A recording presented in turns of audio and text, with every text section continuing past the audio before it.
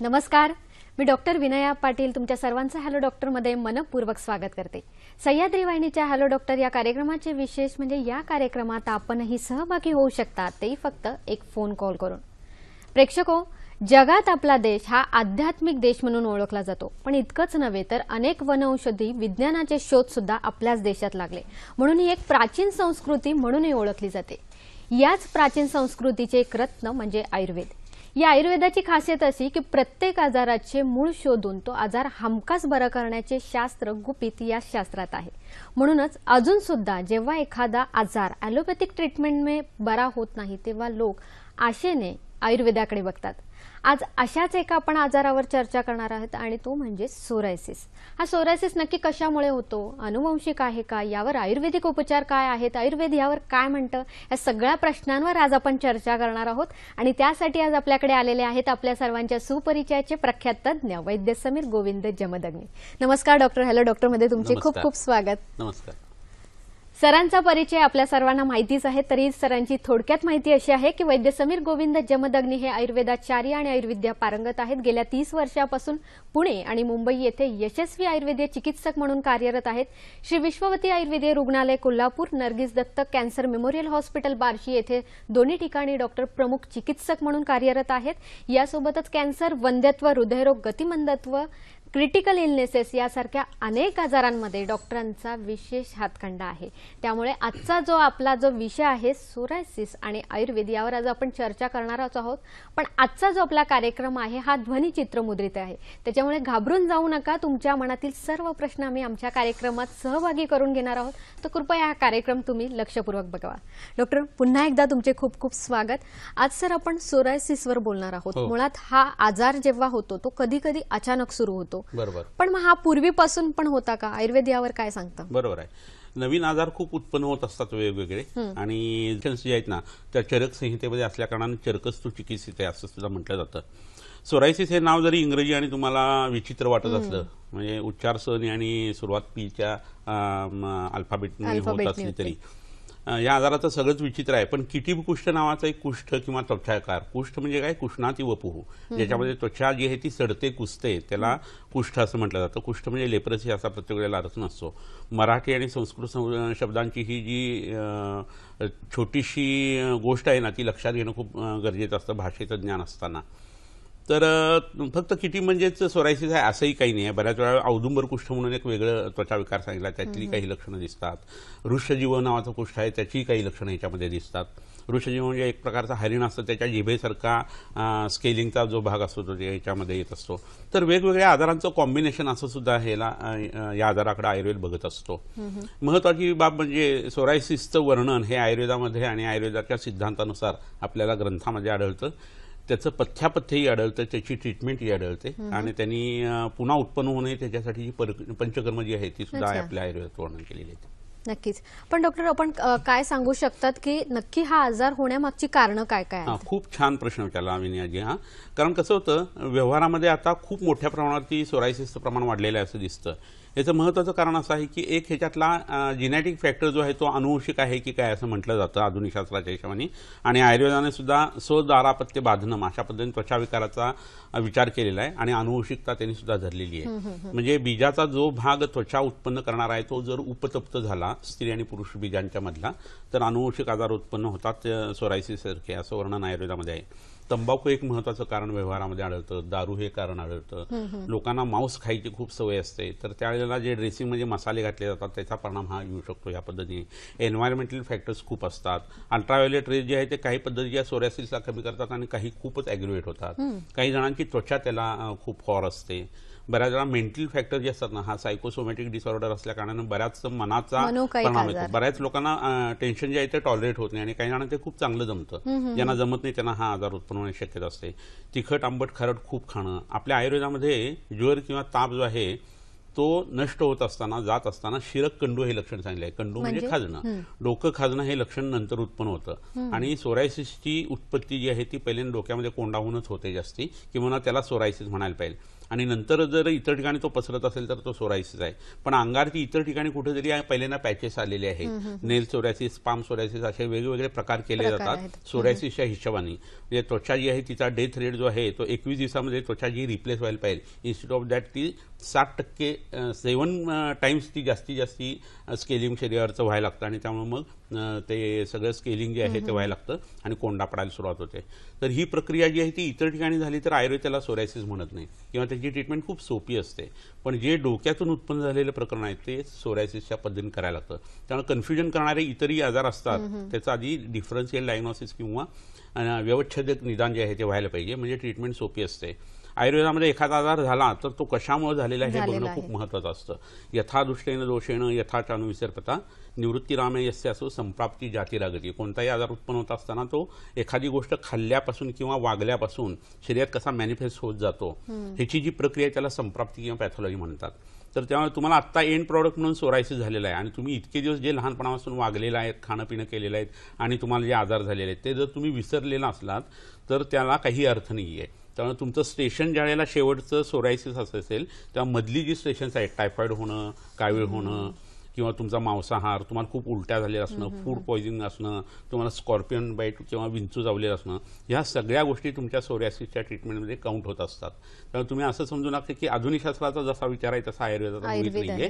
त्यामुळे तुमच्या प्रत्येक इच्छेवर पहिल्यांदाच्या नॉर्मल असतानाच्या गोष्टी आणि तुम्ही हळूहळू कसं बिघडत गेलेलं आहे हे वैद्याला पहिल्यांदा बघायला लागतं आणि ते करून ट्रीटमेंट केली तर ते घड्याळ जे ते रिव्हर्सिबल असतं आणि तुम्ही पहिल्या स्वस्थ या तुमच्या अवस्थेपर्यंत जाऊ शकता. नक्कीच डॉक्टर, खूप छान सांगितलं तुम्ही की नक्की आपली जीवन पद्धती कशी बदललेली आहे. हा सोरायसिस जो आजार आहे तो अचानक येत नाही. बरोबर. तर आतापर्यंत जे काही आपलं वागणं बदललेलं आहे, इव्हन तुम्ही सांगितलं की विचारांमध्ये सुद्धा झालेला बदल हा सुद्धा आजारांमध्ये दिसून येतो.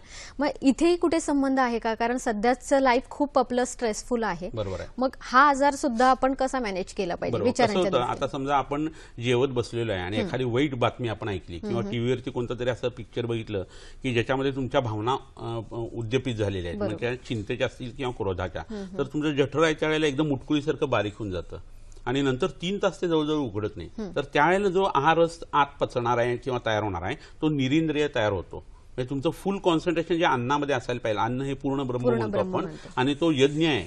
तर असं असताना जर तुम्ही जर मनाची भावना अशी तुमची बदलली, टीव्ही बघत बोलणं, गप्पा मारत बोलणं, इतर काहीतरी गोष्टी करत, मौन कुठं पाळावं याच्यामध्ये स्नानाचंच ठिकाण जे आहे ते आणि जेवताना मौन पाळायला सांगितलेलं आहे तर धर्मशास्त्रामध्ये. आणि ते जर केलं नाही तर तुमच्या आहार रसावरती त्याचा परिणाम येतो, तो निरिंद्रिय तयार होतो. तुमचं शरीर हे सेंद्रिय आहे, जिवंत आहे, त्यामुळे हळूहळू शरीरातनं तो रस धातू जो आहे तो रक्तामध्ये मांसामध्ये जाऊन कंडू, खरका, कटाव याच्यातनं तो बाहेर पडायला लागतो आणि तुमच्या त्वचा रोगाची उत्पत्ती होते.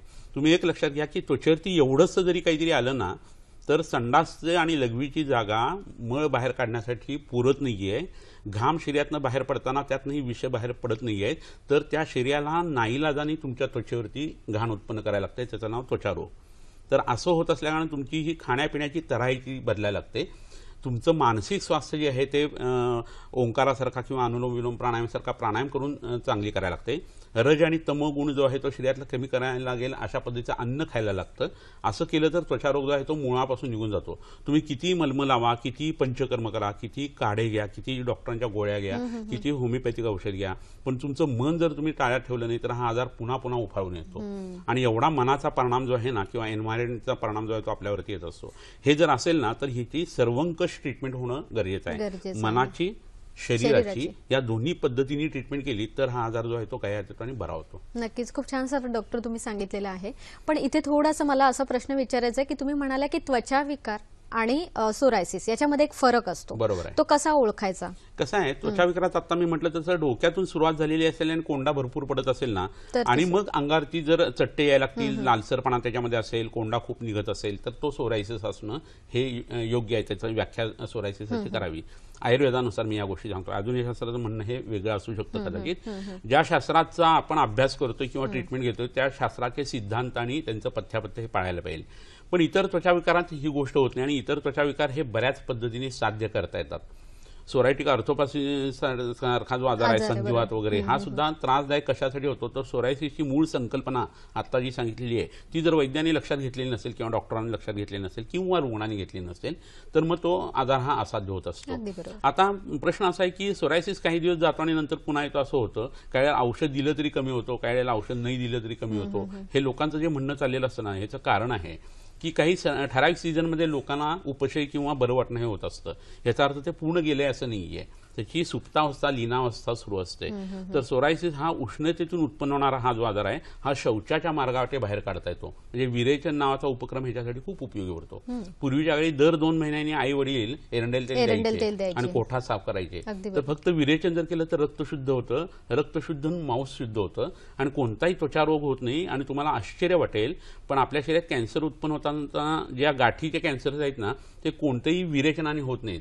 2 महिन्यांनी जर तुम्ही एरंडेल तेल घेत असाल ना तर रक्त शुद्ध राहतं, मांस बिघडत नाही आणि शरीरात गाठी उत्पन्न होत नाही आणि कॅन्सर उत्पन्न होत नाही. इतकी साधी गोष्ट असते पण लोकांना आयुर्वेदाची तत्व माहित नाहीये. तर त्वचा विकाराच्या हिशोबाने हा जर भाग वापरला गेला तर त्वचा विकारही कमी होणार आहेत आणि सोरायसिसही कमी होणार. नक्कीच सर, तुम्ही अगदी एरंडेल तेलाविषयी सांगितलं. पूर्वी आजी किंवा आजोबा घरी असायचे आणि हे खास करायचे. आता आजी आजोबाही नाही आणि आजीबाईचा बटवाही राहिलेला नाही. नक्कीच नाही सर, ही फार आपल्या संस्कृतीचं एक थोडंसं झालेलं आपण हनन म्हणू शकतो. डॉक्टर, आपण सोरायसिसच्या मनोविकारांविषयी सांगितलेलं आहे पण थोडक्यात हे आपण असं सांगू शकतो का की हा आजार जो आहे हा खाण पद्धतीमुळे, आपल्याला खाण्याच्या पिण्याच्या पद्धतीमुळे आलेला आहे का तो अनुवंशिक आहे? अनुवंशिकता तर त्यात भरपूर दिसून येते पण त्याला ट्रिगर फॅक्टर इतर आपण लोक खूप करत असतो. म्हणजे दारू पिणं, मांसाहार करणं, तंबाखू वगैरे खाणं. तर ह्या गोष्टी एवढ्या विचित्र आणि विध्वंसक असतात खरं म्हणजे. पण मनुष्य जो आहे तो इंद्रिय लवल्याला बळी पडतो, त्याची धृती चांगली नसते, स्मृती चांगली नसते आणि मग ते आजारपण जे आहे ते वाढत असतं. म्हणजे आता समजा एखाद्या माणसाने स्मोक केला आणि सिगारेट ओढली तर 2 सेकंदात तो धूर जो आहे तो मेंदूपर्यंत जातो आणि 9 सेकंदात तो यकृतापर्यंत जातो.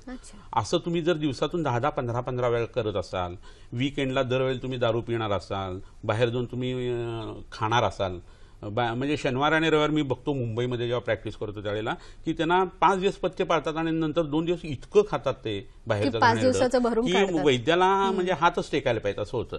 तर थोडं इंद्रिय दमन करणं ही खूप गोष्ट महत्वाची आहे आणि कोणताही भोग जो आहे तो भोगून संपत नाही असं माऊली म्हणते. त्यामुळे तुम्ही जर खातच राहिला तर तुम्ही कधीच त्यातनं मुक्त होणार नाही. पण खायचंच नाही असं 5-6 महिने ठरवलं तर तुम्हाला ह्या बाहेरच्या चमचमीत गोष्टींची आठवण सुद्धा होणार नाही असं होऊ शकत असतं. आणि किती दिवस आपण जिभेसाठी जगणार, तब्येतीसाठी केव्हा जगणार असं होतं. आणि मग मध्यम वय येतं, संसार चांगला फुललेला असतो आणि आजारपण सुरू होतात लोकांची आणि अकाली म्हातारपण येतं. तर ह्या सगळ्या ज्या गोष्टी आहेत ना त्या लक्षात जर घेतल्या तर आपण ह्याचा विचार आहारातून, आहारशास्त्राच्या हिशोबाने, पथ्याच्या हिशोबाने आणि योगशास्त्राचा विचार करून मनस्वास्थ्याच्या हिशोबाने करणं खूप गरजेचं असतं. तर हे ट्रिगर फॅक्टर आता मी जे सांगितले, तंबाखू सारखे, विडी सिगारेट सारखे किंवा अन्न चमचमीत खाणं, हे खूप चुकीचं होतं आणि ह्या आजारातलं ते मुळीच चालत नाही. नक्कीच डॉक्टरांनी आपल्याला खूप छान माहिती दिली. तरी आपल्याला बघायचं आहे की वनौषधीमधूद्वारे आपल्याला काय उपचार मिळणार आहेत, या सगळ्यांवर आपण अशीच माहिती घेणार आहोत. पण आता वेळ झाली एका छोट्याशा ब्रेकची. कुठेही जाऊ नका, बघत राहा कार्यक्रम हॅलो डॉक्टर.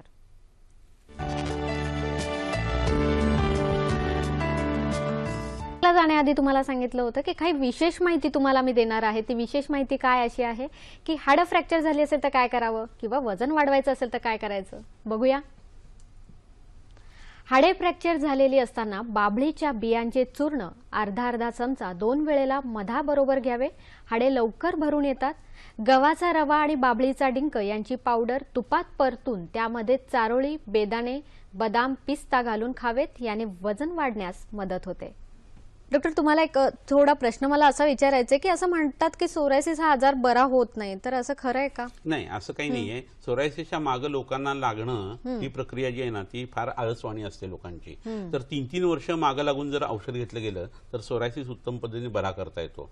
आणि त्यासाठी वारंवार वमन करणं, वारंवार विरेचन करणं, वारंवार बस्ती करणं, शिरोधारा करणं हे जर केलं ना तर मागे लागून सोरायसिस हा बरा करता येतो. नक्कीच. प्रेक्षको, तुम्ही सगळेजण वाट बघत असाल की वनौषधी कुठल्या आहेत ज्यामुळे सोरायसिस हा आजार नक्की बरा होतो. या वनौषधी कुठल्यात ते बघूयात. आता आपण इथं काही वनस्पती हातामध्ये धरलेल्या आहेत, तर त्यातली ही पहिली जी पुढची वनस्पती आहे ती तुम्हाला सगळ्यांना ओळखीची आहे, कडुनिंब. चैत्र पाडव्याला आपण ज्याची पानं खात असतो बरोबर. ती ही वनस्पती आहे. निंबस्तिक तर असा हा शीतो लघु श्लेष्मास्त्र पित्तनुत असे त्याचे संस्कृतमध्ये गुण सांगितलेले आहेत. तर रक्त शुद्ध करणारी ही अतिशय उत्तम वनस्पती आहे. या वनस्पतीच्या पानांचं चूर्ण जे आहे ते खोबरेल तेलामध्ये घालून जर उकळलं आणि ते खोबरेल तेल जर सोरायसिसच्या डागांना लावलं तर खूप चांगल्या पद्धतीने ते स्केलिंग जे आहे ते कमी होत असतं. कडुलिंबाच्या पानाचा रस जो आहे तो पोटामध्ये मधावर जर घेतला 21 दिवस तर कोठा साफ होतो, पिवळ्या धमक रंगाची शौचाला व्हायला लागते आणि हळूहळू त्वचा जी आहे ती नॉर्मल व्हायला लागते. तर त्वचा रोगासाठी ही वनस्पती खूप उपयोगी आहे. आम्लपित्त, डोळ्याचे आजार, स्थूलपणा, अंगातला ताप, खूप तहान लागणं ह्याच्यासाठी सुद्धा ही वनस्पती उपयोगी पडत असते. ह्याच्या बरोबरीने ही दुसरी जी वनस्पती इथं दिसतीये ही जाती किंवा जाईची वेल आहे. तुम्हाला सगळ्यांना ही माहिती आहे. तर ही जाती जी आहे ती हिच्या पानं जर चवून खाल्ली गेली ना तर मुखपाक किंवा तोंड येणं हे कायमस्वरूपी जातं. ह्याचं मूळ जे आहे ते वरणे म्हणून सांगितलेलं आहे. त्वचा विकारांना खूप उपयोगी आहे. तर ह्याचं मूळ जे आहे ते उगाळून पोटामध्ये जर घेतलं आपण, कडुलिंबाच्या रसावर घेतलं तर आणखी चांगलं, आणि खडीसाखरेबरोबर, तर अंगाचा रंग सुधारायला लागतो आणि त्वचेवरती येणारे पापुद्रे जे आहेत ते कमी व्हायला लागतात. कोंडाई डोक्याचा जो आहे तो कमी यायला लागतो. ह्याच्या पानांचं चूर्ण जे आहे त्यांनी जर दात घासले तर दुःस्वप्न विनाश म्हणजे वाईट स्वप्न पडणं बंद होतं असं म्हटलेलं आहे. आणि ह्याचं लॉजिक सुद्धा आयुर्वेदात वेगळ्या पद्धतीने सांगितलेलं आहे. वाईट स्वप्न बंद होतात, चांगली पडत नाही, बरं का, हे मात्र आहे. तर ह्याच्याबरोबर आणखीन एक वनस्पती आहे की मूर्ती लहान पण कीर्ती महान म्हणतात ना, तशी ही वनस्पती आहे. तर ह्याला राजहंस असं म्हणतात. हंसपदीचा एक हा प्रकार आहे आणि याच्या मागच्या बाजूला स्पोर्स असतात, त्यातनं त्याचं प्रोपगेशन होतं. आणि ही वनस्पती गिरणा नदीच्या मध्ये मनमाडला सुद्धा आहे. इतर ठिकाणी जुनी शौचालय वगैरे असतात त्या मातीची, त्याच्यावरती ही वनस्पती उगवते. कोथिंबिरीच्या पानासारखी दिसतात आणि मध्ये दांडा आहे. तर ह्या वनस्पतीचा तुम्हाला मुद्दामून एक उपयोग सांगतो सोरायसिससाठी. पूर्णतः मीठ बंद करायचं आणि या वनस्पतीचा रस जो आहे तो रोज सकाळी 1 कप घ्यायचा आणि फक्त तूप साखर पोळी खायची.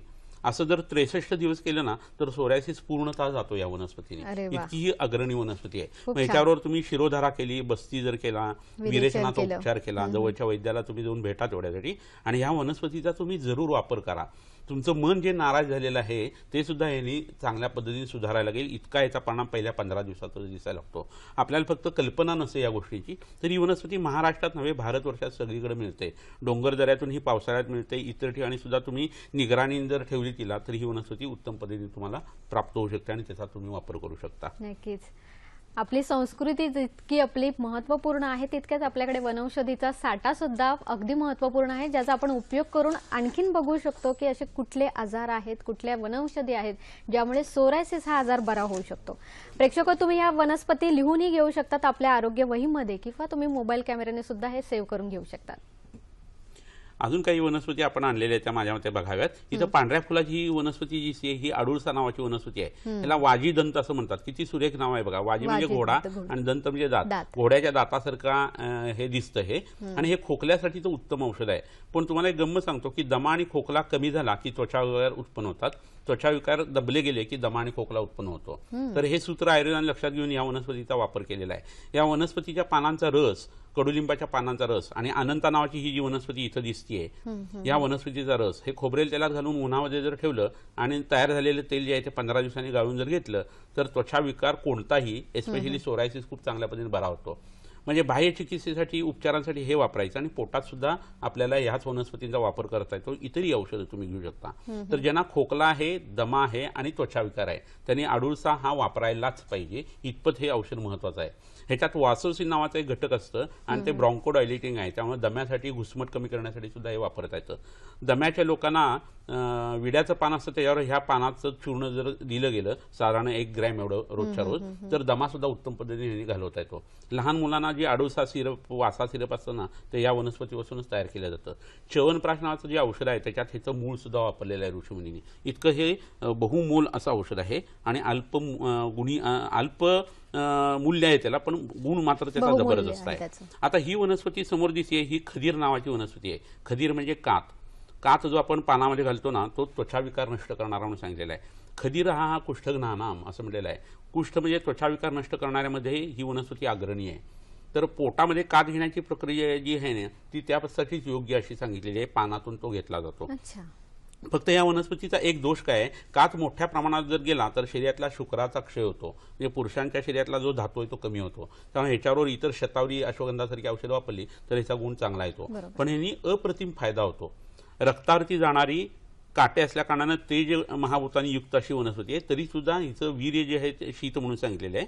आणि ह्या वनस्पतीचा वापर पानांचं चूर्ण जे आहे ते पोटात घेतलं तर कोठा साफ होतो, तुरट रस असून सुद्धा, आणि त्वचाविकार कमी यायला ही खूप उत्तम उपयोगी पडते. ही जी दुसरी वनस्पती समोर दिसते आहे, मगाशी मी सांगितली ती अनंतमूळ सारिवा नावाची वनस्पती आहे. हे खरं सारिवाचं मूळ आहे. तुम्ही हे खाली बघत असाल मूळ. लोक कावळी नावाची वनस्पती वापरतात आणि त्या वनस्पतीचा अनंतासारखा उपयोग येतो, पण इतका चांगला येऊ शकत नाही जितका या वनस्पतीचा येतो. तर ही कोकणामध्ये, देशावरती, मावळावरती बऱ्याच ठिकाणी ही वनस्पती उगवते आणि याचं चूर्ण जे आहे ते पोटामध्ये वापरणं उपयोगी आहे. अनंत आणि मंजुष्ठा या दोन वनस्पती त्वचाविकारांसाठी उपयोगी पडतात. एस्पेशली स्त्रियांना यांना पाळीचा त्रास आहे, गर्भाशयाशी संबंधित तक्रारी आहेत आणि त्वचाविकार आहे, एस्पेशली सोरायसिस, त्याच्यासाठी ही वनस्पती म्हणजे रामबाण उपाय आहे. तर वैद्याकडे जवळच्या जाऊन ह्या गोष्टींची तुम्ही शहानिशा करायला पाहिजे. प्रत्येक व्यक्ती ही आयुर्वेदात वेगवेगळी बघितली जाते. तर तुमच्या आजारासाठी देवाने एक एक वनस्पती निर्माण केलेली असते. तर तो वैद्य आहे की ज्याने हे जाणून घ्यायचं असतं आणि रुग्णाचा पूर्ण फायदा करून द्यायचा असतो. त्यामुळे सोरायसिस अनेक जणांना असतो, पण सोरायसिसच्या बरोबरची जोडगोळी असलेला आजार जो आहे ना, तो लक्षात घेऊन जर ट्रीटमेंट केली गेली तर मग उत्तरही खास निघत असतं. नक्कीच. संभाव्य धोके सुद्धा लक्षात घेऊन आयुर्वेद शास्त्र हे त्याच्यावर उपचार देत असतं, तर हे आपण लक्षात घ्यायला पाहिजे. डॉक्टर, सोरायसिसच्या रुग्णांना ना त्वचा खूप अशी जास्त येणं किंवा त्याला वास येणं हे प्रकार खूप जास्त दिसून येतात. तर त्यांनी अंगासाठी काय, म्हणजे अंगाला काय लावावं? कसं आहे, विसर्गंध जो आहे ना, पित्तम सस्ने तीक्ष्णोष्णम लघु विसरम सरंद्रवम असं म्हटलेलं आहे. तर विसर्गुण म्हणजे दुर्गंधी. ही दुर्गंधी म्हणजे आपण समजा बसमध्ये चाललेलो असू आणि कोणतरी मागं ओकतं आणि त्याचा भपकार आपल्याला येतो, तो जो गुण आहे ना तो म्हणायचा विसर्गुण. तर ह्या विसर्गुणाच्या विरोधी म्हणून सुगंध वापरायला सांगितलेला आहे पित्ताच्या ट्रीटमेंटमध्ये. जुलाबाचं औषध घेणं, अंगातलं रक्त मोक्षण करणं किंवा ब्लड डोनेट करणं, सुगंधी वस्तूंचं धारण करणं असं सांगितलंय. म्हणजे पूर्वीच्या काळी माळा वगैरे अंगावरती सुद्धा धारण करायचे, हातामध्ये घालायचे, पण आता लोकांना गैरसमज होऊ शकतो त्यातनं एवढा काळ बदललेला आहे. पण म्हणून अत्तर, परफ्युम्स वगैरे आहेत त्याचा तरी तुम्ही चांगल्या पद्धतीने वापर करायला पाहिजे. एस्पेशली अत्तराचा, केवड्याचा अत्तर आहे, गुलाबाचा अत्तर आहे, वाळ्याचा अत्तर आहे. तर हे पित्त शमन होण्यासाठी उपयोगी पडत असतो त्याचा सुगंध. तर हा जो गंध आहे तो पित्ताचा आहे. त्यामुळे त्वचाविकारामध्ये जेव्हा रक्त बिघडतं तेव्हा मांसही बिघडतं आणि मग हे लोक आले आतमध्ये दवाखान्यामध्ये किंवा घरामध्ये तरी एक प्रकारचा कुबट असा वास दुर्गंध येतो. तर हा घालवायचं पहिलं उपाय म्हणजे काय, सर्व सुगंध म्हणून काही औषधं आयुर्वेदात सांगितलेली आहेत. जे त्वग, एला, तमालपत्र, नाग, केशर वगैरे अशा काही वनस्पती आहेत, जटामासीसारख्या काही वनस्पती आहेत. त्या वनस्पती पाण्यामध्ये टाकून त्यांनी आंघोळ करायला पाहिजे. हा पहिला भाग झाला. दुसरं काय करायला पाहिजे तर विरेचन म्हणजे कोठा रोजच्या रोज साफ ठेवायला पाहिजे. त्यामुळे शरीराचा घाम जो आहे तो कमी होतो आणि स्वेद दुर्गंध जे आहे ते कमी व्हायला लागतं. मग काही लावायचे लेप असतात. मग असे सांगितलं तसं जाई आहे किंवा जातीपत्राच्या बरोबरीने जायफळ आहे, जायपत्री आहे, असे काही लेप आहेत की ते उठण्याच्या स्वरूपात अंगाला लावायला पाहिजे. ते स्केलिंग सुद्धा कमी होतं आणि हा त्रास कमी व्हायला लागतो. इसबगोलासारखं औषध आहे ते पोटात घ्यायला पाहिजे. इसबगोल हा भुस्सा आहे, त्वचेतनं पडणाऱ्या भुस्सासारखं ते दिसतं. तर हा पुरुषोत्तम लोकसमिता सिद्धांत आहे, जे ब्रह्मांडामध्ये आहे तेच पिंडामध्ये आहे. तर आपण जर उंबराचं झाड बघितलं, औदुंबराचं, आणि त्याच्या अंगारनं हात फिरवला तर कोंडा पडतो, तसाच ह्या लोकांना कोंडा पडत असतो. तर औदुंबराची साल पोटात उगाळून घेतली की सोरायसिसचा कोंडा कमी येत असतो. खूप छोटे उपाय आहेत, पण लोकांना ह्याची कल्पना नसते. वैद्य सांगत असतात, पण सगळं झालं की वैद्याकडे जायची पद्धत आहे. आणि त्यामुळे खूप आपले भारतीय लोक जे आहेत ना ते मी म्हणतो की लकी नाही आहेत, म्हणजे दुर्दैवी आहेत. कारण तो आपल्या शास्त्राचा विचार सगळ्या शेवटी करतात. हे 15 वर्ष झाली असतात कॅन्सर होऊन आणि 2-3 वेळा ऑपरेशन कसा बसा तो पेशंट तग धरत असतो आणि सगळ्या शेवटी ते येतात आयुर्वेदात काय उपचार आहेत का विचारायला. हे प्रत्येक आजाराच्या बाबतीत ही शोकांतिका आहे. तर लोकांनी हे लक्षात घ्यायला पाहिजे की तुम्ही आयुर्वेदाचा आवाज काय हे सुद्धा जाणून घेणं गरजेचं आहे आणि तुम्ही लवकरात लवकर जवळच्या वैद्यांच्याकडे जा आणि तुमच्या सोरायसिससाठी ट्रीटमेंट करून घ्या. नक्कीच आयुर्वेद हे असे शास्त्र आहे की कुठल्याही आजारावर त्यावर उपचार आहेत. तर आजार सुद्धा लवकर बरं करण्याची ताकद सुद्धा आहे. फक्त गरज आहे आपल्याला थोडं सज्ञान व्हायची, आपल्याला ओळखायचं की आपलं आयुर्वेद हे आपलं शास्त्र आहे, ते आपल्यासाठी खूपच लाभदायक आहे. डॉक्टर, आपण विचार करतोय की सोरायसिस हा जाण्यासाठी काय काय औषध उपचार केले पाहिजेत, पण पंचकर्म याबाबत काय सांगाल तुम्ही? खूप छान प्रश्न आहे. कसं होतं माहिती का, आपण जेव्हा आईच्या पोटामध्ये तयार होत असतो त्या 3 लेयर्स तयार होतात, एक्टोडर्म, एंडोडर्म आणि मेसोडर्म. तर त्यातला एक्टोडर्म जो आहे ना त्याच्यापासून म्हणजे मुखापासून आतमध्ये साधारण 1.5 एवढा भाग आणि गुदमार्गापासून वरचा 1.5 एवढा भाग हा जो आहे तो एक्टोडर्म पासून तयार होतो. म्हणजे आपलं तोंड किंवा आपलं अन्न व स्रोत ज्याला म्हणतो एलिमेंटरी कॅनॉल, त्याची सुरुवात आणि एंड जो आहे ना तो त्या एक्टोडर्म पासून आहे. त्यामुळे तुमच्या त्वचेवर काही झालं तर त्याचं मॅनिफेस्टेशन तुमच्या पोटावर येतं आणि तुमच्या पोटात काही बिघाड झाले तर त्याचं मॅनिफेस्टेशन त्वचेवरती येतं. हे जर इतकं सहज सोपं समजणार असेल तर आपण पंचकर्म हे करायलाच पाहिजे, कारण ती शरीराची ड्रास्टिक क्लिन्झिंग प्रोसेस आहे. तुमच्या शरीराला ओढाताण थोडीशी होते, पण आधी तेल लावणं, शेकणं, पाचन करणं, स्नेहन करणं हे सगळं करून आपण ते उलटीचं औषध देत असतो. आपण आपल्या गाडीचं सर्व्हिसिंग रोज करतो, 2 महिन्यातनं त्यांचा फोन येतो, आपण पण आपण आपल्या शरीराचं सर्व्हिसिंग करत नाही. तर आपल्या शरीराचं सर्व्हिसिंग म्हणजे पंचकर्म आहे. वसंत ऋतूमध्ये कोकिळ ज्या वेळेला ओरडा लागतो त्यावेळेला कफ वाढत असतो, वमन घ्यायला पाहिजे. विरेचन जे आहे ते शरद ऋतूमध्ये घ्यायला पाहिजे, जेव्हा अंगावरती पित्त उठणं वगैरे होत असतं. आणि वर्षा ऋतूमध्ये बस्ती करायला पाहिजे, म्हणजे कफ, पित्त आणि वात हे तिन्ही दोष समान राहतात. आणि रोगस्तु दोष वैषम्यम दोष साम्यम आरोग्यता असं म्हटलेलं आहे. तुमच्या शरीरातले दोष जे आहेत, दोष म्हणजे वात, पित्त, कफ, हे जर कमी जास्त झाले तर तुम्ही आजारी पडता आणि साम्यावस्थेत असेल तर तुम्ही आजारी पडत नाही. तर तुम्ही हे करायला पाहिजे. म्हणून पंचकर्माचा भाग जो आहे ना तो प्रत्येक आजारामध्ये वापरणं हे खूप गरजेचं असतं. किंबहुना वाताची ही जी ट्रीटमेंट आहे बस्ती नावाची, ही प्रत्येक आजाराची निम्मी ट्रीटमेंट आहे असं आयुर्वेदाचं सूत्र आहे. असं का होतं तर आपल्या शरीरातले कफ आणि पित्त हे दोष आहेत, त्यांना स्वतःची गती नाही आहे, पण ह्या वाताला गती आहे. कारण पित्तम पंगू, कफम पंगू, पंगो मलधात्वा हा वायुना यत्र नियंत्रे तत्र गच्छति मेघवत असं म्हटलेलं आहे. त्यांना स्वतःची गती नसल्याकारणे वाद ज्यांना जसं घेऊन जाईल त्या दोघांना तसं तिथे मेघाप्रमाणे ते बरसत असतात आजाराच्या रूपाने. तर त्या वातावरती कंट्रोल घेतलं तर प्रोमोटिंग फॅक्टर जो आहे तो आपल्या कंट्रोलमध्ये येतो आणि तुमचा आजार जो आहे तो बरा व्हायला मदत होते. तर शिरोधारा, विरेचन, वमन, बस्ती, नस्य याचा वापर तुम्ही सोरायसिस साठी करा आणि मग तुम्हाला जाणवेल की हा आजार तुम्ही म्हणताय तेवढा असाध्य नाहीये. नक्कीच. पंचकर्म हे असे आहे की प्रत्येक आजारांवर त्याच्यावर उपचार आहेत, ते करणं हे म्हणजे आपल्या शरीराचं आरोग्य राखण्यासाठीच आहे. पण वेळ झाली एका छोट्याशा विश्रांतीची, कुठेही जाऊ नका, बघत राहा कार्यक्रम हॅलो डॉक्टर.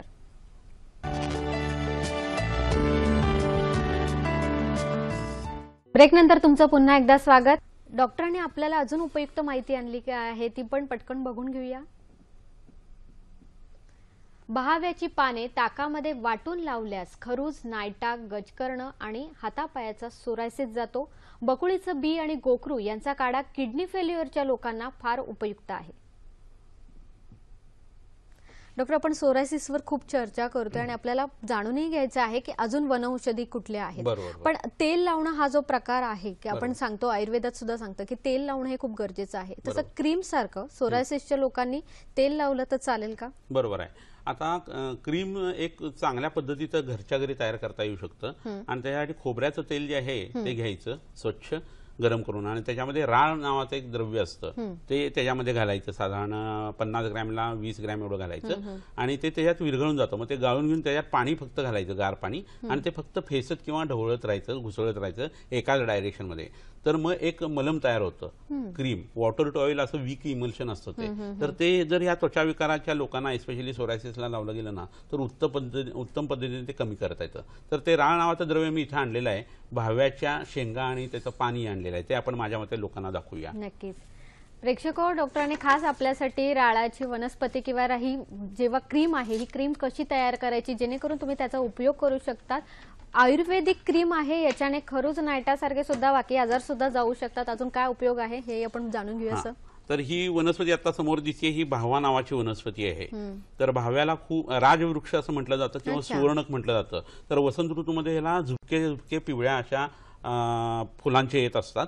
तर ही वनस्पती त्वचा विकारासाठी अतिशय उत्कृष्ट उपयोगी आहे. याच्या पानांचं चूर्ण जे आहे ते करून किंवा ओली पानं जर ठेचून लावली चेहऱ्याला तर पिंपल्स उत्तम पद्धतीने नष्ट होतात. ह्याचं साल जी आहे ना ती जर उगाळून पोटामध्ये घेतली तर मग सोरायसिससाठी त्याचा अप्रतिम फायदा होतो. सोरायसिसमध्ये ज्या वेळेला आपल्याला कोठा साफ होत नाही असं होतं ना त्यावेळेस ह्या वनस्पतीची ही शेंग तुम्हाला दिसते पहा. त्या शेंगाला कवठाचा वास येईल अशा पद्धतीचा आत एक मगज असतो. तर तो पाण्यामध्ये कोळून गाळून तो प्यायचा असतो, साधारण 50 ml. असा रोज रात्री जर घेतला गेला तर कोठा साफ होतो, रक्त शुद्ध होतं, मांस चांगलं होतं आणि सोरायसिस जो आहे तो बरा व्हायला सुरुवात होते. त्याच्याबरोबर ही एक वनस्पती इथं जी दिसते आपल्याला, तुम्हाला हे जाणवेल पहा, हे समोर एक राळ नावाचं द्रव्य आहे. हा एक डिंक आहे, वनस्पतीतून येणारा निर्यास आहे. तर ह्याच्या बाबतीत असं म्हटलं की राल हा स्वादू कषायश स्तंभनो व्रणरोपणा विपादीभूत हंताचे भग्न संधान कृन्मतः असं याचा श्लोक सांगितलेला आहे. ह्याचा अर्थ असा की कुठेही जखमा झालेल्या असतील, मग त्या त्वचा विकाराने असतील, कॅन्सरने असतील किंवा इतर कोणत्याही, तर त्या या वनस्पतीचं चूर्ण किंवा मलम लावला, आता मी मगाशी सांगितलं तर ते पूर्णतः भरून येतं. तिथलं सेकंडरी इन्फेक्शन पू वगैरे जर असेल तर तेही नष्ट होतं. आणि हे भग्न संधानकर म्हणजे हाडं मोडलेलं असताना सुद्धा हे पोटात घेता येत असतं. तर त्वचा विकाराच्यासाठीची जी मलम आहेत ना, त्याच्यामध्ये ही वनस्पती वापरणं खूप गरजेचं आहे. कणा गुग्गुल नावाचा एक आयुर्वेदातला प्रकार सांगितलेला आहे की जो मिळत नाही, तर हा म्हणजे कणा गुग्गुल असण्याची शक्यता आहे असं बऱ्याच लोकांचं म्हणणं आहे. त्यामुळे वाताच्या विकारासाठी सुद्धा हे खुबीने वापरता येतं. त्रिफळाच्या काढ्याबरोबर किंवा दशमुळाच्या काढ्याबरोबर ही वनस्पती पोटात देता येते. तर ह्याचा वापर लोकांनी जवळच्या वैद्यांच्याकडनं जरूर करून घ्यायला पाहिजे सोरायसिससाठी. नक्कीच. इतका सूक्ष्म विचार हा आयुर्वेदातच केलेला आहे की प्रत्येक आजार हा कसा बरा करता येईल इतकं त्याचं गहन ज्ञान हे आयुर्वेदातच तुम्हाला मिळेल. डॉक्टर, आपण जाणून घेतोय की सोरायसिस कसा बरा केला पाहिजे, पण तुम्ही मगाशी असं सांगितलं की बऱ्याच वेळा ताप हा दाबला जातो, सप्रेस केला जातो, किंवा कुठे जर विषबाधा झाली असेल, काही जर चावलं वगैरे असेल, तर यामुळे सुद्धा सोरायसिस उत्पन्न होऊ शकतो. बरोबर. असे खूप आजार आहेत की ज्याच्यामध्ये लक्षण म्हणून सोरायसिस येऊ शकतो. तुम्ही असं लक्षात घ्या की कोणती गोष्ट ही आयुर्वेदाने दोन पद्धती होते असं लक्षात घेतलेलं आहे. एक तो खुद्द आजार म्हणून आणि एक दुसऱ्या आजाराचा परिणाम म्हणून. आता लहान मुलांना कन्व्हल्जन्स येतात, तर तसं आलं की अँटीपिलेटिक लगेच देऊन डॉक्टर लोक बऱ्याच वेळा मोकळे होतात. परंतु आयुर्वेदामध्ये एक आक्षेपक ज्वर म्हणून ताप सांगितलेला आहे. तो आला की मुलांना फिट्स येत असतात. 3 वर्षाच्या आतमध्ये त्यांची स्केलिटल सिस्टीम आणि मस्क्युलर सिस्टीम यांचं कोऑर्डिनेशन नीट झालेलं नसतं म्हणून. तर आम्ही त्याला आक्षेपक ज्वराची औषध देतो की ती फिट किंवा तो इपिलेप्सीचा प्रकार बरा होत असतो. बऱ्याच वेळा पोटामध्ये कुर्मी होतात, कॅल्शियम कमी पडतं आणि त्यामुळे फिट येतात. तर त्याचा मुख्य आजार जो असतो तो कुर्मी असतो, तो ट्रीट केला की फिट्स कमी होतात. तसंच सोरायसिस आहे. सोरायसिस हा उत्पन्न झालाय, त्याचं दुसरं काय कारण आहे बघणं गरजेचं आहे. मनोदेश बिघडून खूप स्ट्रेस, टेन्शन, एन्झायटी जर आलेलं असेल तर मनोरोगाची औषधं त्या लोकांना दिली तर सोरायसिस बरा होणार असतो. मधुमेह आहे आणि नंतर जर सोरायसिस झालेला असेल तर मधुमेहामुळे शरीराची जी भूमी तयार झालेली आहे बहुद्रव श्लेष्म्यातून, तर ती काढणे गरजेचं असतं, तर तो सोरायसिस बरा होणार आहे. त्यामुळे सोरायसिस एक सोरायसिस असतं. घोड्याला जसं झापड लावले ना तसं वैद्य कधीच विचार करत नाही.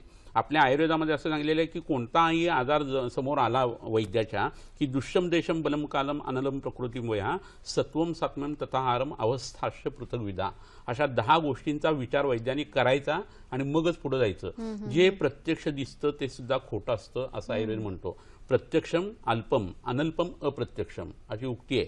असं असेल तर जे समोर दिसतंय तो आय विटनेसला सुद्धा आयुर्वेदाला किंमत नाहीये. आता समजा एखाद्या माणसाला शौचाच्या मार्गामध्ये मूळव्याध असते, रक्त वगैरे पडत नसतं, त्याला त्रास नसतो आणि काही दिवसांनी त्या माणसाला मूतखडे उत्पन्न होतात. मग मूतखडा दुखायला लागला की तो लगेच डॉक्टरकडे जातो. सोनोग्राफी काढली की त्याच्यामध्ये आपल्याला मूतखडा दिसतो. प्रत्यक्ष काय दिसलं, मूतखडा दिसला, त्याच्यावरती औषध दिली जाते की तो मूतखडा हलत सुद्धा नाही कोणत्याही औषधाने. पण जर त्याला विचारलं तुला मूळव्याध झाली का रे, कफाची मूळव्याध, तर तो हो म्हणतो. आणि कफज मूळव्याधीच्या आजाराच्या मध्ये लक्षण म्हणून ती आश्मरी किंवा मूतखडा सांगितलेला आहे. आता मूळ आजार कोणता, तर मूळव्याध आहे. प्रत्यक्ष पहिल्यांदा ते आहे, नंतर हे आहेत. पण दिसलं काय, प्रत्यक्ष मूतखडा दिसला, त्यामुळे तोही खोटा असतो प्रत्यक्षाचा प्रकार आणि वेगळी ट्रीटमेंट करायला लागते. हे आयुर्वेदाचं वैशिष्ट्य आहे आणि ही खुबी आहे की जी वैद्याला साध्य व्हायला पाहिजे आणि महाराष्ट्रातल्या बऱ्याच वैद्यांना ही साध्य झालेली आहे. त्यामुळे जवळच्या वैद्याचा वापर तुम्ही करा आणि तुमच्या सोरायसिसमधून तुम्ही मुक्त व्हा. अगदी खूप छान डॉक्टर सांगितलेलं आहे. पण मला आता हे जाणून घ्यायचंय की कधी कधी असं दिसून येतं की आई वडिलांना किंवा घरात कोणालाही सोरायसिस नसतो आणि अचानक एखाद्या त्यांच्या मुलाला सोरायसिस दिसून येतो. मग हे कसं काय? कसं होतं, म्युटेशन आणि व्हेरिएशन जे आहे ना, आधुनिक शास्त्रात जसं झालंय तसं आपल्या शरीरामध्ये आयुर्वेदान सुद्धा धरलेलं आहे, बीज दोषातून उत्पन्न होणाऱ्या या गोष्टी. तर आता हे होण्याला कारण काय आहे? शेवटी एन्व्हायरमेंटल फॅक्टर असतो, इमोशनल स्ट्रेस टेन्शन असतो, आहारातल्या काही गोष्टी असतात, ड्रग इंड्यूस काही गोष्टी असतात. तर त्याचाच परिणाम आपल्या क्रोमोझोम्स आणि जीन्सवरती येणार आहे, भावनांचा परिणाम येणार आहे आणि त्यामुळे एकदम ते सुरू होतं आणि मग पुढे 7 पिढ्या युजली तो सोरायसिस राहतो. नंतर ॲब्रप्टली तो जाऊ सुद्धा शकतो. त्यामुळे एखाद्याला घरी नाही आहे आणि नंतर सुरू झाला तर त्याचं कारण हे असू शकतं. आयुर्वेदाने सुद्धा ते मान्य केलंय आणि ते बरं करायला सोपं जातं उलट, कारण त्या व्यक्तीच्या शरीरात ते बद्धमूल झालेलं नसतं, त्यामुळे बाहेर काढणं हे खूप वेळा शक्य असतं. नक्कीच.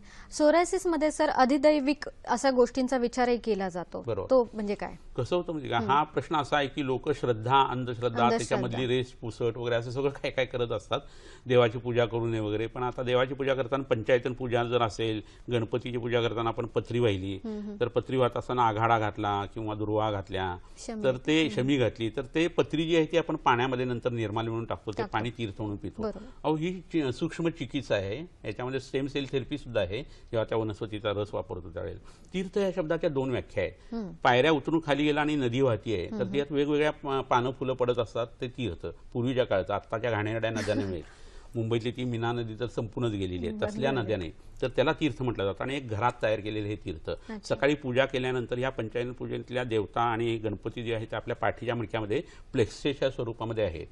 आणि तिथं तो मूलाधार स्थितोसी नित्यम असा जो गणपती तो बसलेला आहे. तुम्ही बाहेर गणपतीला काहीतरी मागून घेतलं तर तुमच्या शरीरातली ती प्लेक्सेस जी आहे ते ऍक्टिव्हेट होत असतात आणि म्हणून तुम्ही आजारी पडता. हे लॉजिक आहे. आयुर्वेदाची परिभाषा समजली तर हे परिभाषेतनं हे प्रूव्ह होतं. पण तुम्ही याला अंधश्रद्धा म्हणाला, तुम्ही कितीही म्हटला तरी आजार पडणार आहे तर पडणारच आहे आणि त्याची ट्रीटमेंट केली की बरी होणार आहे. त्यामुळे ही श्रद्धेची आणि अंधश्रद्धेची लाईन खूप पुसट असते. लोकांना त्याच्या मागचं लॉजिक माहीत नसतं. 10+2 पॅटर्नमध्ये आपण शिकलेलं असतो. उपनिषद, आरण्यक, पुराण, वेद, दर्शनशास्त्र याचा अभ्यास नसतो आणि त्यामुळे भारतीय लोकांना ही ओरडायची अशी सवय आहे. आपली शिकण्याची पद्धत जर तुम्ही आपल्या संस्कृतीनुसार जर बघितली तर ही लॉजिक तुमची स्पष्ट होऊ शकतात. तर ह्या गोष्टी आम्ही का मानतो, म्हणजे आम्हाला सुद्धा 12वी नंतरच आम्ही इकडे आलेलो आहे. तर बऱ्याच वेळा नर्गिस कॅन्सर मेमोरियल हॉस्पिटलमध्ये असा आम्हाला प्रसंग येतो की 1 ते 2 वर्षाचं दिवसाचं बाळ असतं किंबहुना तासाचं आणि त्याला कॅन्सर असतो. आता त्या बिचाऱ्यांनी काय चुकीचं खाणं पिणं वागणं केलेलं आहे तरी त्याला तो झालेला असतो. मग आम्ही आईचं खाणं पिणं वागणं आणि प्रेग्नन्सीमध्ये काय काय झालं ह्या गोष्टी बघतो, त्याच्यातही काही निघत नाही. मग ज्या अर्थी तुम्हाला हे कार्य दिसतंय कॅन्सर हे झालेलं, त्याचं कारण असायलाच पाहिजे. कारण असल्याशिवाय कार्य होऊ शकत नाही असा सत्कार्यवाद आम्ही मानत असतो. तर मग आम्ही त्यावेळेला पूर्वजन्माचा विचार करायला लागतो, तो करायला लागतो.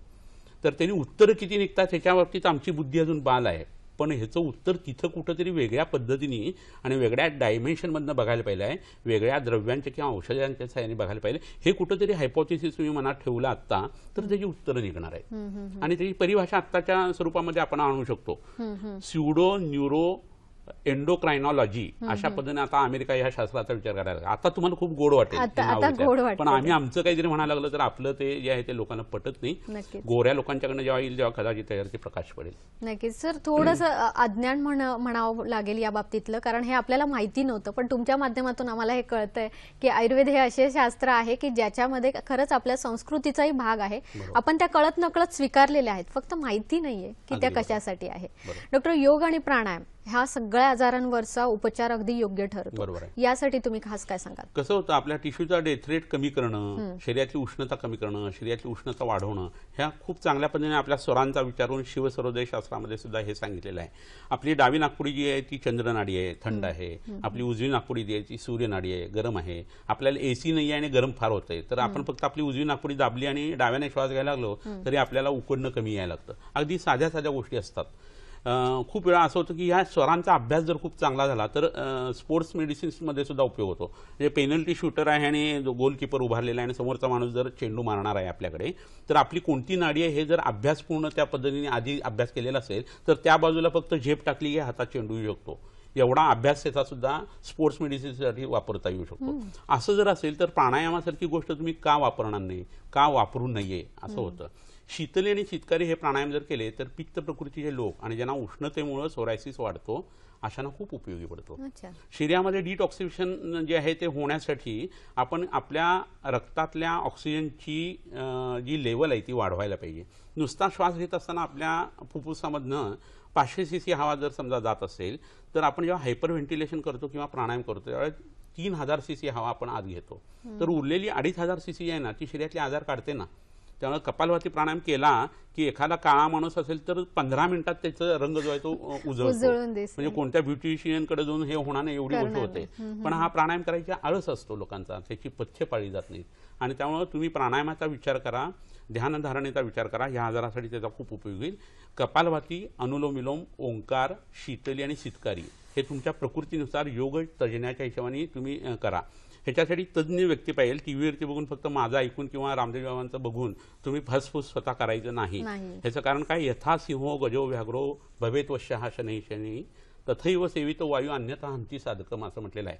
प्राण जो आहे त्याचा आयाम जो करायचा आहे तो असा करायला पाहिजे की हिंस्र प्राणाने जसं आपण वश करतो तशा पद्धतीने हळूहळू करायचं आहे. ते एकदम जर केलं तर हंती साधकम असं आहे. आणि त्याच्या आधी यम नियम सांगितलेले आहेत तेही करायला पाहिजेत, आसन करायला पाहिजे आणि मग प्राणायाम करायला पाहिजे. नक्कीच या सगळ्या नियमांचा उपयोग केला तरच त्याचा तुम्हाला फायदा होईल. अजून आपण अशीच माहिती जाणून घेणार आहोत, पण आता वेळ झाली एका छोट्याशा विश्रांतीची. कुठेही जाऊ नका, बघत राहा कार्यक्रम हॅलो डॉक्टर.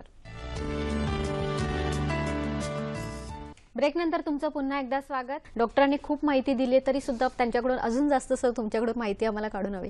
सर, अग्निकर्माचाही उपयोग केला जातो का सोरायसिसमध्ये? खूप चांगला उपयोग होतो. त्याच्याविषयी मी एक गोष्ट आणलेली आहे ती तुम्हाला दाखवतो मुद्दाम. नक्कीच. अग्निकर्म म्हणजे काय आहे आणि ते कसं केलं जातं, त्याचा उपयोग कसा असतो हेही आपल्याला बघायचं आहे.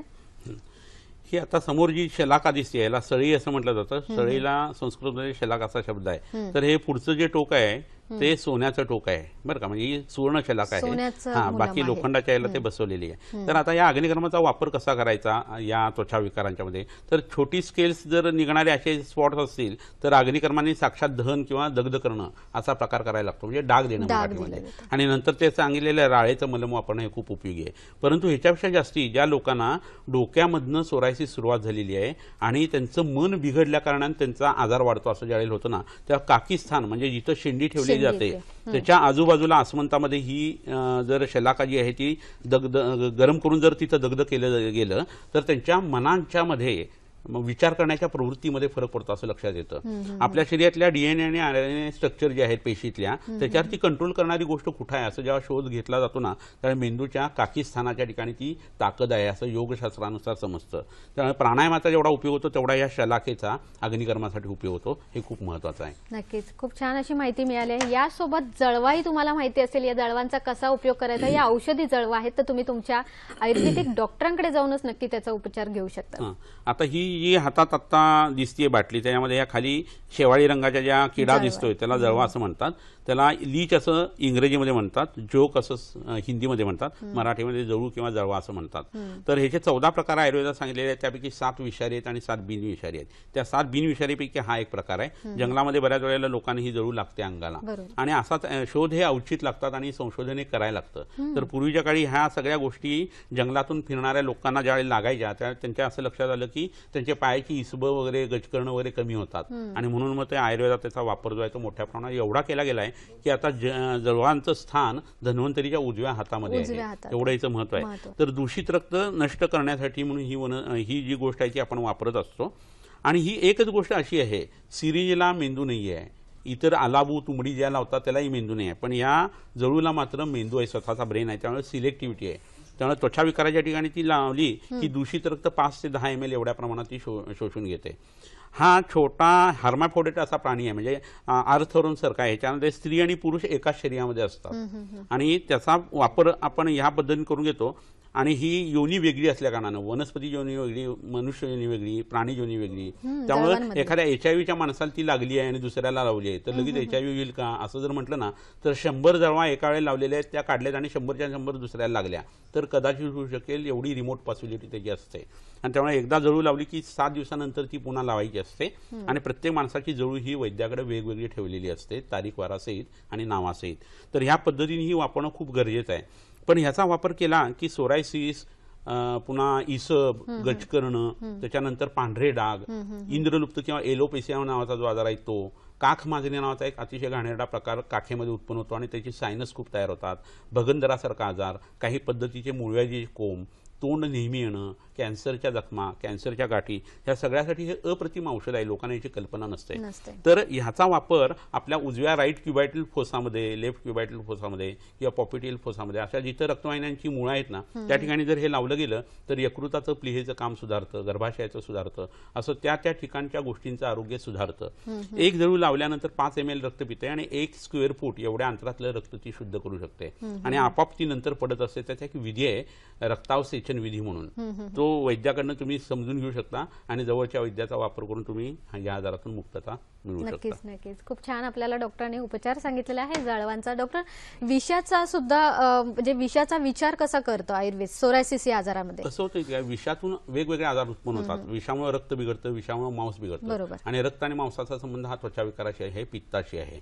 त्यामुळे कोणतंही विष असं म्हटल्यानंतर आपल्याला काहीतरी ऑर्गॅनोफॉस्फरस कॉम्पाऊंडच घ्यायला पाहिजे असं काही नाहीये.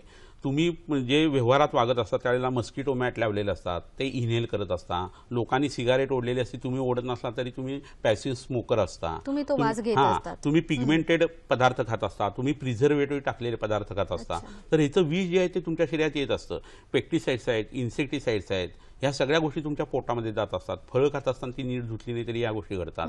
आता फक्त शेंगातली ज्या बिया आहेत ना त्या खाण्याच्या लायकी राहिलेत, बाकी सगळं जे आहे ना ते लोकांनी बिघडून ठेवलेलं आहे. टोमॅटो घेतलं तरी त्यावरती फवारा, कोबी फ्लॉवर घेतला तरी फवारा, शेंगेतलं धान्य खाणं हेच तेवढं आता थोडंसं बरं पडत आहे. पण ह्या गोष्टींचा परिणाम तुमच्या शरीरात गेल्यानंतर आस्ते आस्ते ही विष साचायला लागतात आणि तुमचा कोठा जर साफ झाला नाही तर आपल्या मलाशयामधल्या मळामध्ये किंवा विष्ठेमध्ये 0.000 मायक्रो मिलीग्रॅम एवढं जरी एखादं विषारी द्रव्य वाढलं तर तुमच्या शरीरात कॅन्सर सुद्धा होऊ शकतो. तर एवढे पदार्थ तुमच्या पोटात जात असताना तुम्ही शरीर शुद्धी जर केली नाही तर हे रिएब्झॉर्ब होतात, ब्लड स्ट्रीममध्ये येतात हे पदार्थ. मनावरती, मेंदूवरती त्याचा परिणाम होतो, न्यूरोट्रान्समीटरवरती होतो आणि त्वचा विकारात सुद्धा त्याची परिणती होऊ शकते. तर ह्या ठिकाणी तुम्ही कितीही साधी औषध आता सांगितलेलं आपले तर काही उपयोग होत नाही सोरायसिसला. आणि त्याचं निदान हे विष सेवनजन्य किंवा दूषित विषातून उत्पन्न झालेला सोरायसिस असं असतं आणि त्याच्यासाठी अगद तंत्रातली औषधं जी आहेत ती वापरायला लागतात. ती वापरली की या लोकांना छान गुण येतो. महाहस्तिगंध आगद, चंपकादी आगद, चंद्रोदय आगद, पद्मक आगद, अजित आगद अशी इतकी आगद म्हणजे काय विषाला विरोधी काम करणारं औषध. तर त्याचा वापर केला ना तर हे सोरायसिस जे असतात ते इतके दिवस हल्लेले सुद्धा नसतात आणि पटापट बरे व्हायला लागतात. एकदा तुमचं निदान झालं की आयुर्वेदामध्ये भरपूर औषध आहेत. निदान होणं हेच महत्त्वाचं, योग्य मार्ग मिळणं गरजेचं आहे. डॉक्टर, सोरायसिसच्या रुग्णांनी आहार कसा घ्यावा, खास काय सांगा? हा खूप छान प्रश्न आहे. आहार, निद्रा आणि ब्रह्मचर्य या तिवईवरती आपल्या आयुष्याचा गाडा असतो. त्यामुळे आहार तुम्ही जो खाताय तो त्वचा विकारामध्ये कोणता आजार असायला पाहिजे. मधुमेह जर नसेल ना तर तूप साखर पोळी, मुगाचं वरण, तुरीचं वरण फिकं, एखादी फळभाजी, त्याला धनेजिरी तुपाची फोडणी, हिरवी मिरची वापरायची ऐवजी लाल तिखट थोडंसं किंवा मिरं किंवा सुंठ थोडीशी वापरणं, अशा पद्धतीचा सात्विक आहार घ्यायला पाहिजे. त्वचारोगामध्ये दही आणि दूध आणि ताक हे अपत्यकारक आहे, त्यांनी त्वचा जास्ती बिघडते. दही, पोहे, शेंगदाणे, बटाटा, वांग, तरुण मुलं जी एसपीडीपी, भेळपुरी, पाणीपुरी असलं सगळं पौष्टिक बंद करायचं काही दिवस जर सोरायसिस असेल तर. आणि इतर ज्या गोष्टी आता सांगितल्या त्या सात्विक अन्न जे आहे ते जायला पाहिजे. त्याच्याबरोबर झोप जी आहे ती रात्री 10 ते 2 ची झोप आहे ती खूप महत्त्वाची आहे सोरायसिसच्या लोकांना. तेवढं जरी झोपलं तर स्केलिंग कमी होतं आणि शरीरामध्ये रिजनरेशन टिश्यूचं आहे ते चांगल्या पद्धतीने व्हायला लागतं. आणि ब्रह्मचर्य पालन म्हणजे आपल्या शरीरातल्या शुक्राचा व्यय नाही होऊ द्यायचा, स्त्री असू दे किंवा पुरुष. त्यामुळे ब्रह्मचर्य पालन केलं तर त्वचा लवकर चांगली तयार होते. मीठ बंद करायचं आणि बंदेज किंवा ब्रह्मचर्य पाळलं तर खूप त्वचा विकार उत्तम पद्धतीने कमी करता येतात. लोकांना याची कल्पना नसते. तर आहार, निद्रा आणि ब्रह्मचर्य याची माहिती तुम्ही घ्या जवळच्या वैद्याकडनं, तुमची प्रकृती दाखवा आणि तुमच्या प्रकृतीनुसारचा आहार सेट करून तुम्ही लवकरात लवकर यातून मुक्त व्हा. नक्कीच. यासोबतच आपला आरोग्य सल्ला काय सांगतोय तोही बघूया. खास आहे सोरायसिसच्या रुग्णांसाठी. कापूर व खोबरेल तेल एकत्र करून सोरायसिसच्या रुग्णांनी त्रास असणाऱ्या भागाला दिवसातून 3 वेळा लावावे, त्रास कमी होतो. तक्रधारा म्हणजे भूमध्यावर ताकाची धार धरणे या उपचाराने सोरायसिसच्या त्रासामध्ये लक्षणीय फरक पडतो. सोरायसिसचा त्रास असणाऱ्या रुग्णांनी पोट नियमित साफ होईल याची काळजी घ्यावी. कडुनिंब व बहावा याची पाने अंघोळीच्या पाण्यात टाकून त्या पाण्याने अंघोळ करावी, याने सोरायसिसचा त्रास कमी होतो. हा कार्यक्रम कसा वाटला हेही आम्हाला जरूर कळवा. त्यासाठी आमचा पत्ता असा आहे: निर्माती हॅलो डॉक्टर, दूरदर्शन केंद्र, Worli, Mumbai 400030. Hello doctor DDK Mumbai @gmail.com इथे तुम्ही आम्हाला मेल करू शकतात. याशिवाय facebook.com/ddsahyadri.in इथे तुम्ही आम्हाला फॉलो करू शकतात. youtube.com/user/ddsahyadri इथे तुम्ही आमचे सर्व कार्यक्रम पुन्हा बघू शकतात. डॉक्टर, सोरायसिसची खूप माहिती दिलेली आहे, तरी मला तुमच्याकडून काही प्रश्न असे जाणून घ्यायचे आहेत की ज्याची उत्तरं मला हवी आहेत. डॉक्टर, सोरायसिसच्या रुग्णांनी शॅम्पू किंवा साबण वापरावेत का? कोणत्याच त्वचा उपचारासाठी वापरू नये. त्यासाठी आयुर्वेदातली शिकेकाईची जी उत्पादनं असतात ती वापरायला पाहिजे. कपडे कुठले वापरावे सोरायसिसच्या रुग्णांनी? सुती आणि कापसाचे कपडे जे आहेत ते वापरावे, सिंथेटिक वापरू नयेत. मुख्य म्हणजे कुठली काळजी घेतली पाहिजे? ब्रह्मचर्य पालन आणि आहार जो आहे ना तो सात्विक ठेवायला पाहिजे आणि रात्री लवकर झोपायला पाहिजे. हा आजार अनुवंशिक आहे का? हा आजार नक्की अनुवंशिक आहे, पण अनुवंशिक नसताना सुद्धा तो त्रासदायक होऊ शकतो, पुढच्या पिढीत जाऊ शकतो. नक्कीच. ही माहिती सर आमच्यासाठी खूप मोलाची ठरलेली आहे. इथे एक थोडासा प्रश्न असा वेगळा येतो की इसब आणि सोरायसिस याच्यामध्ये कसं ओळखायचं? कसं होतं, इसबाची सुरुवात ही डोक्यातून होते असं आयुर्वेद मानत नाही. डोक्यातून ज्यावेळेस सुरुवात होते त्यावेळेस तो इसब आहे, सोरायसिस आहे, आणि इतर वेळेस तो इसब आहे. नक्कीच. जगातली कुठलीही मोठी लढाई ही मानसिक विजयामुळेच आपल्याला मिळालेली आहे. हे मानसिक विजय हा विश्वासामुळे होता आणि हा विश्वास आपल्याला आयुर्वेदावर ठेवायचा, तेव्हाच कुठल्याही आजारावर आपल्याला विजय मिळवता येईल. डॉक्टर, तुम्ही इथे आलात आणि सोरायसिस सारख्या मोठ्या आजारावर आम्हाला आज मार्गदर्शन केलं, त्याबद्दल मी आपले आभार मानते. धन्यवाद. नमस्कार.